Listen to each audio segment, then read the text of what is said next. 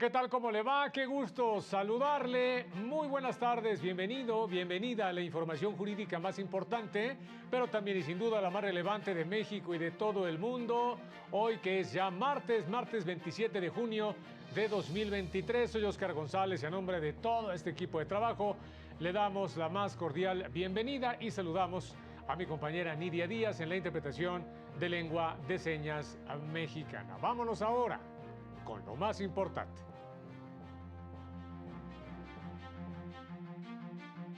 La Corte determinó que procede impugnar la inconstitucionalidad del artículo en el que se sustenta la causa de improcedencia de un amparo. El ministro en retiro, Mariano Azuela, advierte que si un juzgador falla, se afecta a todo el Poder Judicial Federal. No viola el principio de igualdad imponer un sobrecosto de 35% a quienes consumen más de 60,000 litros de agua bimestral en la capital del país. Muchísimas gracias por estarnos acompañando. Vámonos con toda la información. Iniciamos con el reporte de mi compañero Mario López, con la información sobre lo que resolvieron esta tarde los ministros de la Suprema Corte en la sesión del Pleno. Vámonos con la información. Mario, muy buenas tardes, estamos atentos.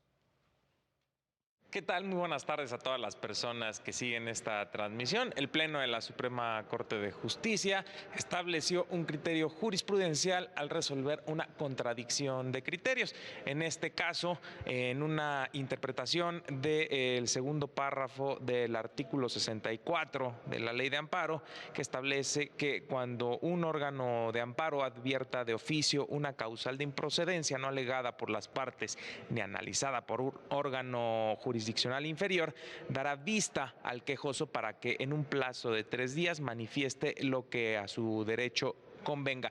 Este fue el criterio que estableció, que fijó la Corte en voz del ministro ponente Alfredo Gutiérrez Ortiz Mena. Así que en aras de asegurar los derechos de audiencia, recurso efectivo y acceso a la justicia, las partes quejosas pueden, en el desahogo de la vista, plantear la inconstitucionalidad del precepto en el que se sustenta la causa de improcedencia advertida de oficio por el órgano revisor. En los otros dos asuntos, el Pleno determinó que no existía la contradicción de criterios. Esos fueron los asuntos resueltos por el Pleno de la Corte en la sesión de este martes. Muchas gracias, Mario. Muy buenas tardes. El reporte de mi compañero Mario López. Vámonos con más noticias. Se publicó la sentencia del Pleno de la Corte en la acción de inconstitucionalidad 62/2021, en la que invalidó diversas porciones de 2 artículos de la Ley de Personas Desaparecidas del Estado de Jalisco, que establecían como requisitos no haber sido condenados por delito doloso o inhabilitado como servidor público para poder ocupar el cargo de titular de la Comisión de Búsqueda del Estado, precisamente de Jalisco. El Pleno reiteró su criterio en el sentido de que dicha disposición violaba el derecho de igualdad para acceder a un cargo público. Explicó que si bien buscaba un fin constitucionalmente válido, resultaba sobreinclusiva, toda vez que no es posible establecer una relación directa y clara entre dichos requisitos y las labores a desempeñar. Estos requisitos también aplican o aplicaban para quien quisiera ser servidor público o elemento operativo de la Fiscalía Especializada en Personas Desaparecidas. Se cumplieron 20 años ya de que egresara la 4ª generación de especialidad en Administración de Justicia en Juzgados de Distrito. En la Escuela Federal de Formación Judicial se llevó a cabo un evento conmemorativo.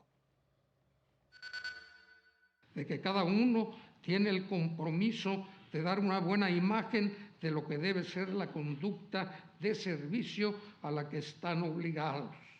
En ese ambiente estamos convencidos de que es muy grave que alguna persona falle, pues independientemente de los fallos personales, dichas fallas ofenden a todo el Poder Judicial de la Federación y aún a todos los impartidores de justicia en general, pues pudiera pensarse que todos actúan igual. Esta cuarta generación contó con 43 alumnos, tanto nacionales como extranjeros. Exalumnos intercambiaron ideas sobre el quehacer de los juzgadores y el contexto en el que actualmente tienen que operar. Abordar el tema de la ética de los juzgadores en este siglo es, en definitiva, una pieza fundamental en estos momentos álgidos como consecuencia de los embates a los cuales está siendo sometido el Poder Judicial de la Federación, principalmente ante el cuestionamiento sobre la legitimidad de las decisiones del juzgador. Basta citar, por ejemplo, el caso reciente de la jueza veracruzana Angélica Sánchez, detenida hace algunos días, quien fue vinculada a proceso por delitos contra la fe pública y tráfico de influencias. Ahora le tocó a ella, compañeros, pero mañana le puede tocar a cualquiera de nosotros.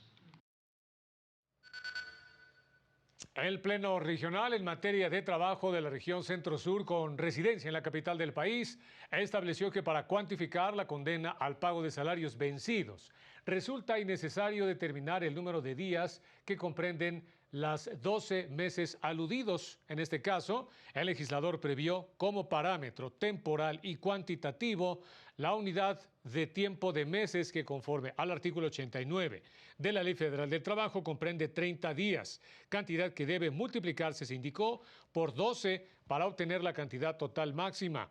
Ello sin considerar los intereses que eventualmente pudieran generarse en caso de despido injustificado. En el supuesto de que, dada la fecha del despido y reinstalación, si es el caso, no coincidieran por día calendario, la operación sería multiplicar el salario por los meses comprendidos entre el despido y la reinstalación más los días remanentes. El sexto tribunal colegiado en materia administrativa del primer circuito determinó que el aviso por el que se da a conocer la lista de las colonias cuyos usuarios con uso doméstico que durante los primeros 3 bimestres del año registraron un consumo superior a los 60,000 litros deberán pagar un costo adicional de 35% a la tarifa prevista en el artículo 172 del Código Fiscal de la Ciudad de México. El prever un sobrecosto en el pago de los derechos por suministro de agua potable para los usuarios que hayan excedido el consumo de agua dentro del periodo indicado no viola el principio de igualdad.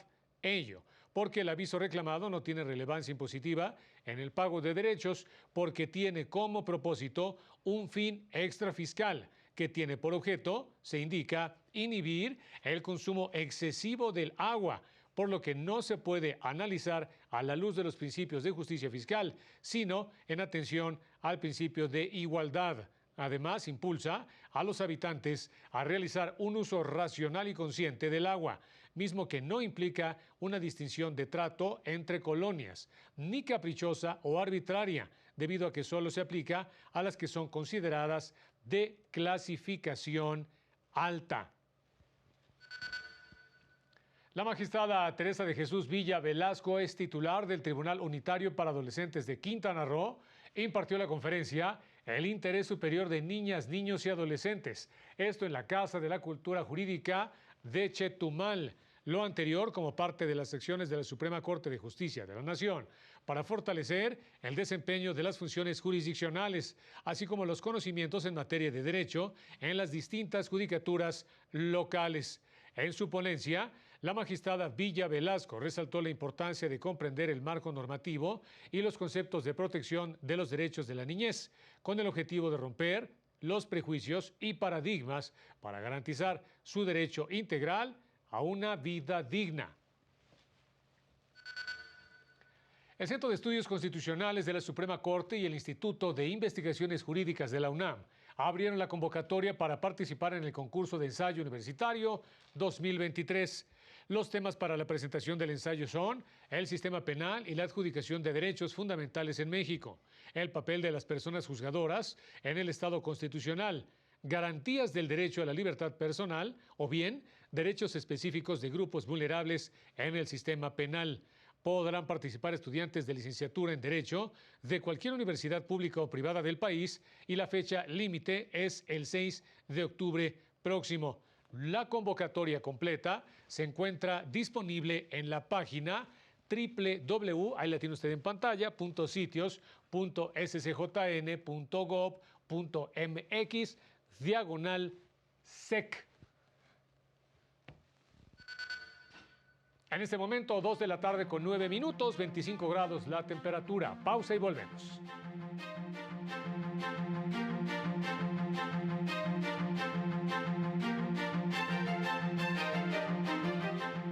Al regresar, mujeres víctimas de violencia política en redes sociales no denuncian.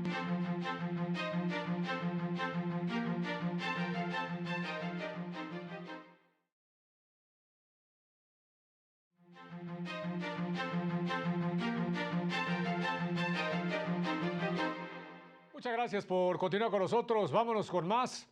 Durante un conversatorio organizado por la Sala Regional Ciudad de México del Tribunal Electoral, se advirtió que 9.7 millones de los 93 millones de usuarios de Internet ha sido víctima de ciberacoso. El 59.4% son personas de 12 años o más, el 30.1% mujeres y el 25% hombres. En el caso de las mujeres que aspiran a un cargo de elección popular, la principal vía para agredirlas son justamente las redes sociales y los principales actos de violencia que sufren son acoso, hostigamiento, amenazas e insultos que la mayoría de las víctimas no denuncian por miedo a represalias. Cuando denuncian publicaciones en redes con contenido que violentan a candidatas o a mujeres electas, porque en la aplicación de las medidas cautelares en los procedimientos nos hemos encontrado con obstáculos para que se bajen de inmediato de las redes sociales, por ejemplo, estas publicaciones. En tanto, la Sala Regional Jalapa del Tribunal Electoral explicó en sus redes sociales en qué consiste el principio de certeza, base rectora en materia electoral, tanto de los procesos como de las funciones y decisiones de las autoridades administrativas y órganos jurisdiccionales justamente en esta materia. Se relaciona con el conocimiento cierto y oportuno de los principios y normas aplicables en un proceso electoral, toda vez que dota de facultades expresas a las autoridades para que los participantes conozcan previamente, con claridad y seguridad, las reglas a las que debe sujetarse su actuación y la de las autoridades electorales. Por otra parte, la certeza se traduce también en la necesidad de que las actuaciones de las autoridades electorales posean veracidad, certidumbre y apego a los correspondientes hechos y actos jurídicos, es decir, que sean verificables, fidedignos y también confiables.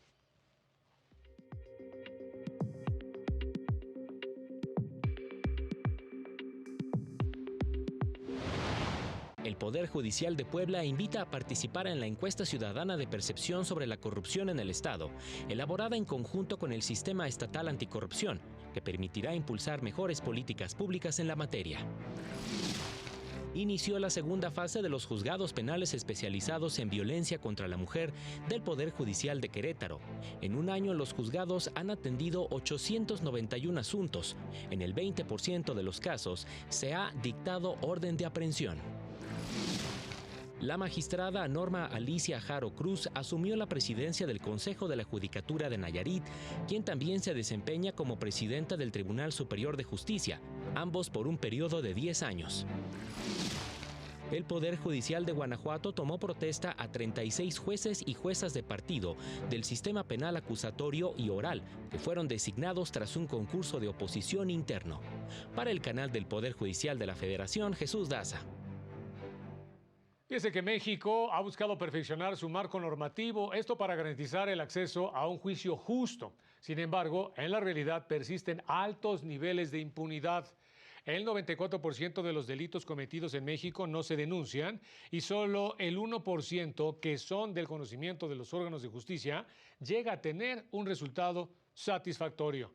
En este contexto, la comisionada Esmeralda Arosemena indicó que las garantías del juicio justo no solo son responsabilidad de los tribunales, sino que tienen que aplicarse por todas las autoridades investigadoras. Cuando hablamos entonces de justicia, no solo debemos observar el desenlace de una sentencia, sino todo el proceso de formación probatoria, la conducción de las líneas de la investigación, que éstas sean saludables, oportunas, para la propuesta de la teoría del caso, que alcancen precisamente y permitan la sanción de los responsables y la satisfacción de las víctimas. Y ya nos vamos, pero invitarlo a seguir en la señal del canal del Poder Judicial de la Federación y no se pierda a las 19:30 horas el avance informativo y a las 20:30 horas el noticiario nocturno. Soy Óscar González, muchas gracias y muy buenas tardes.